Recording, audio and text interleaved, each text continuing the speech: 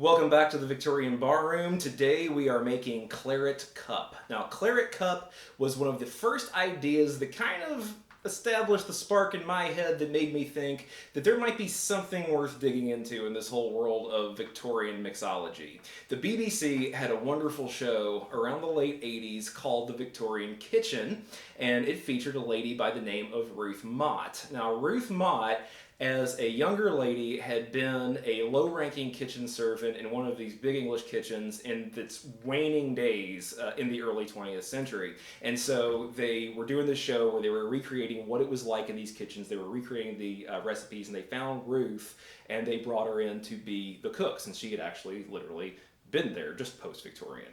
And she was just one of those people that is wonderful to listen to.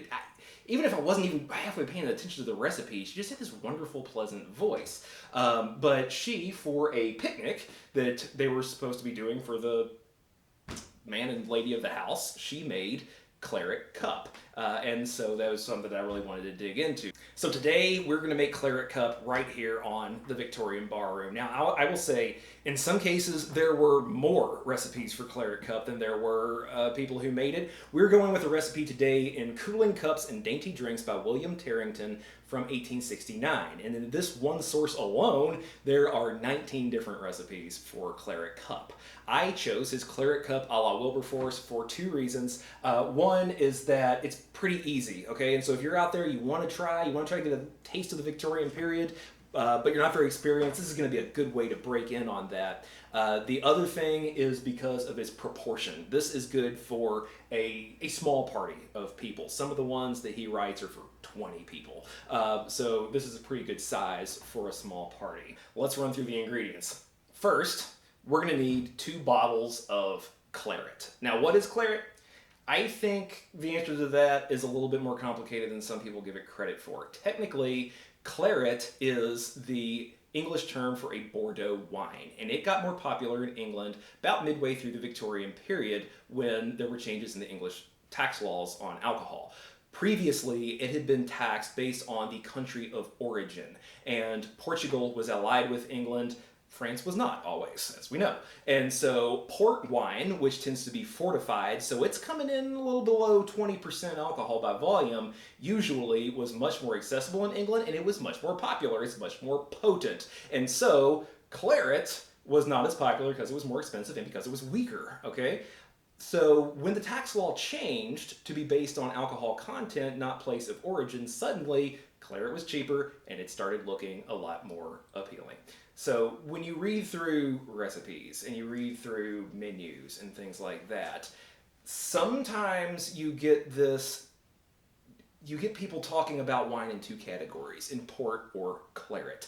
And in a nutshell, this is what kind of leads me to believe that sometimes English people were using claret as a descriptor for just a regular, unfortified, nondescript red wine. So, if you don't have access to Bordeaux or something called claret, try a Cabernet. It does not have to be very expensive, and something like that is actually going to get you pretty close probably to what they were having as Claret Cup. The next thing that they call for is a sparkling champagne. Now, we've gone over this before. Champagne in the Victorian period, in the 19th century as a whole, refers to wine from the Champagne region of France. It got very popular. It often was sparkling, but not necessarily always. It also was not always white. It could be red also, but one thing is they preferred it sweet. So I'm going to suggest that you go with a sweet champagne for this. We're just using a Corbel sweet cuvee. When I drink champagne, usually I prefer something dry, like a Brut, and you can absolutely use that, but sweet champagne was much more popular during the Victorian period. We need a wine glass of Maraschino Liqueur. Now remember, a wine glass is this size. That's 2 ounces. If you're doing this at home and you don't have measures, that is 4 tablespoons, but Maraschino Liqueur is still pretty accessible to you at the store today. We're going to need some borage, and these next few ingredients are all to taste, okay? So you can experiment and put as much in as you have. Now, borage is, I'm lucky enough to have a wife who does gardening and who very kindly planted some borage for me. This is also a very good companion plant if you're doing organic gardening, but this is what it looks like. If you don't have any borage, you can put a few slices of cucumber into this, okay? It's not going to be quite the same, but cucumber complements this very well and is used in some Claret Cup recipes. You're also going to want a few sprigs of lemon balm, again, courtesy of Amy and her wonderful garden. Always have to plan for booze-based gardening when you're planting in the spring. Sugar to taste. Okay, now we're going to do this in real time when we get to making this, so I'll probably flash up on the screen when I've got it right. And 2 bottles of seltzer or soda water. I have no idea what they meant by that as far as quantity in 1869. So the last time we tried this, we just went ahead and decided to see what a regular little bottle of club soda did, and it was perfect. So maybe it's close. I'm going to tell you, it works well. Just to get 2 little bottles of club soda or seltzer water like that, and you're going to need some ice. All right, now, Ruth Mott had this planned for a picnic, and that is how the ideal that I got introduced to Claret Cup as being, as the purpose for it. So we're going to meet up with a few Victorian friends, and we're going to put all this in our picnic basket and head on out. Come with me.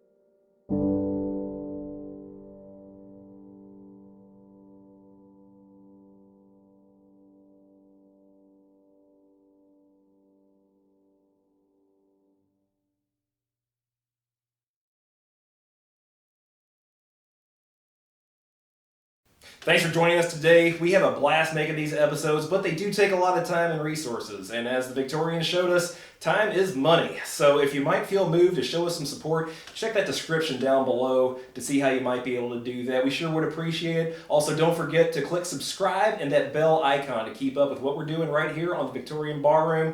Thanks for being with us, and here's to you.